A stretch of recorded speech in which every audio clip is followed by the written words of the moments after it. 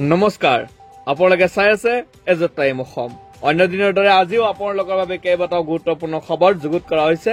আজিৰ দিনটোৰ প্ৰথমটো গুৰুত্বপূৰ্ণ খবৰে হৈছে, যদিহে আপুনি ফোনপে গুগল পে ইউজ কৰে তেনে ক্ষেত্ৰত আপোনাৰ বাবে বেয়া খবৰ, কিয়নো NPCA বন্ধ কৰিব UPI ট্ৰানজেকশ্যন ID।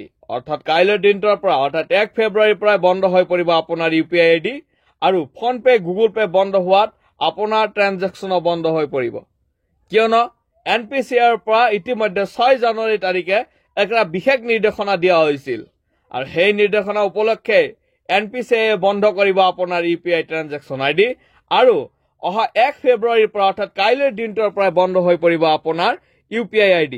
আপোনাৰ UPI ID বন্ধৰ পৰা ৰক্ষা কৰিবলৈ আজিৰ দিনটোতে কৰিব লাগিব বিশেষ কাম। কি এই বিশেষ কাম সবিস্তাৰে মই আপোনালোকক জনাই আছো।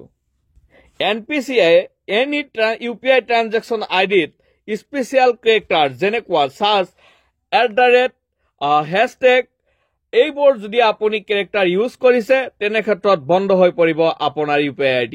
আপুনি এতিয়া চেক কৰক, যেহেতু আগৰ প্ৰায়বিলাক UPI IDতেই এনেকুৱা ধৰণৰ কেৰেক্টাৰ ইউজ কৰা হৈছিলে @, আৰু এই @ অট'মেটিক ব্যৱহাৰ হৈছিলে, আৰু যদিহে আপুনি আজিৰ দিনটোত এই বিশেষ কামটো কৰে তেনে ক্ষেত্ৰত আপোনাৰ UPI ID কৰ্তন হোৱাৰ পৰা বঞ্চিত হ'ব, আৰু আপুনি আপোনাৰ UPI ID নতুনকৈ ক্ৰিয়েট কৰিব লাগিব। আপোনাৰ মোবাইলৰ ফোনপে বা গুগল পে যিকোনো এনেকুৱা ধৰণৰ এপ আছে যিটো NPCAৰ UPIৰ জড়িত হৈতে বা ভীম আছে, সো তেনে ক্ষেত্ৰত আপুনি এটা বিশেষ কাম কৰিব লাগিব, এপ আপডেট দিব লাগিব। তাৰ পিছত আপোনাৰ যি UPI ID আছে সেই UPI ID খন নতুনকৈ প্ৰস্তুত কৰিব লাগিব, আৰু আপোনালোকে মেনুত গৈ অৰ্থাৎ যি সেটিং অপশন আছে তাতে গৈ আপোনালোকে তাৰে পৰা নতুনকৈ UPI ID এখন ক্ৰিয়েট কৰিব লাগিব, য'ত আপোনালোকৰ আগত আছিলে @ থকা বা # থকা UPI ID। অন্যহাতে কেৰেক্টাৰ হিচাপে এতিয়া ব্যৱহাৰ কৰিব লাগিব আলফা নিউমাৰিকেল।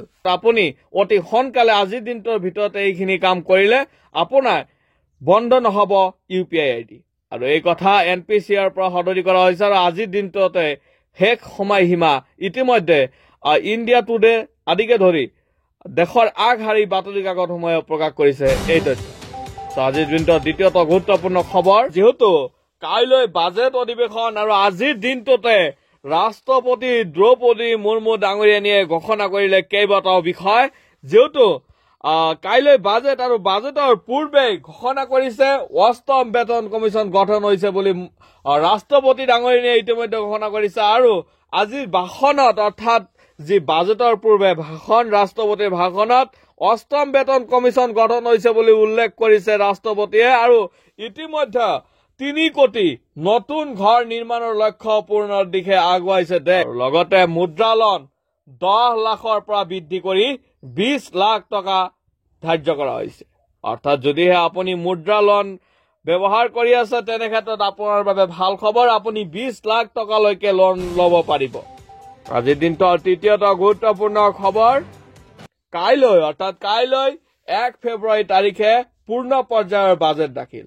নিৰ্মলা সীতাৰামন ডাঙৰীয়ানীয়ে দাখিল কৰিব বাজেট, আৰু কাইলৈ ভাৰতৰ পূৰ্ণ পৰ্যায়ৰ বাজেট দাখিল কৰিব, অৰ্থাৎ ফেব্ৰুৱাৰী 1 তাৰিখে ভাৰতবৰ্ষত পূৰ্ণ পৰ্যায়ৰ যি বাজেট 2025-26 বিত্তীয় বৰ্ষৰ যি বাজেট সেয়া দাখিল কৰিব গৈ আছে। আজিৰ দিনটোৰ চতুৰ্থটো গুৰুত্বপূৰ্ণ খবৰ, অসমৰ মুখ্যমন্ত্ৰী হিমন্ত বিশ্ব শৰ্মাই দিলে ভাল খবৰ। ৰাজ্যৰ নিবনুৱালৈ ভাল খবৰ, আকৌ 50,000 চৰকাৰী চাকৰিৰ ঘোষণা মুখ্যমন্ত্ৰী।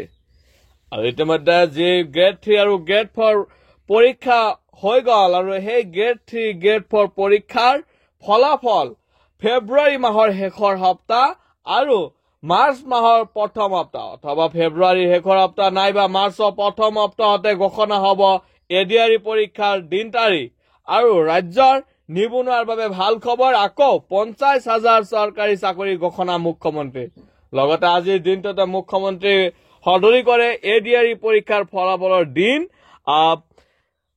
ফেব্ৰুৱাৰী মাহৰ শেষৰ সপ্তাহ অথবা মাৰ্চৰ প্ৰথম সপ্তাহতে ঘোষণা হ'ব ADREৰ ফলাফল। আজিৰ দিনটোৰ শেষৰটো গুৰুত্বপূৰ্ণ খবৰ, অংগনবাড়ী কৰ্মী সহায়িকাৰ হ'বলৈ গৈ আছে নেশ্যনেল কনভেনশ্যন, অৰ্থাৎ ICDSৰ @ 50 চেলেঞ্জ সন্মিলিত এই কনভেনচন বা এই সন্মিলন আৰু এই সন্মিলনৰ মূল বিষয়বস্তু হৈছে যে ৰেগুলাৰাইজ অংগনবাদী ৱৰ্কাৰ আৰু তেওঁলোকক গ্ৰেড 3 আৰু গ্ৰেড 4 পদত পদোন্নতি আৰু গ্ৰেচুইটিৰ ব্যৱস্থা আৰু এই নেশ্যনেল কনভেনচন 13 ফেব্ৰুৱাৰীত অনুষ্ঠিত হ'বলৈ গৈ আছে আৰু 13 ফেব্ৰুৱাৰীত তলকাটৰা ইনডোৰ ষ্টেডিয়ামত নিউ দিল্লীত 13 ফেব্ৰুৱাৰী 2025 ইষ্টাৰ 10 বজাৰ পৰা অৰ্থাৎ পুৱা 10 বজাৰ পৰা তলকাটৰা ইনডোৰ ষ্টেডিয়ামত এই কনভেনচন আৰম্ভ হ'বলৈ গৈ আছে সো আজি ভিডিঅ'ত দিবলগীয়া ইনফৰমেশ্যন বা আপডেট এইখিনি আছিল ভিডিঅ'টো আপোনালোকে কেনে পালে কমেণ্ট এটা কৰি জনাব আজিলৈ দিবলগীয়া ইনফৰমেশ্যন বা আপডেট এইখিনি আছিল থেংক ইউ জয় অসম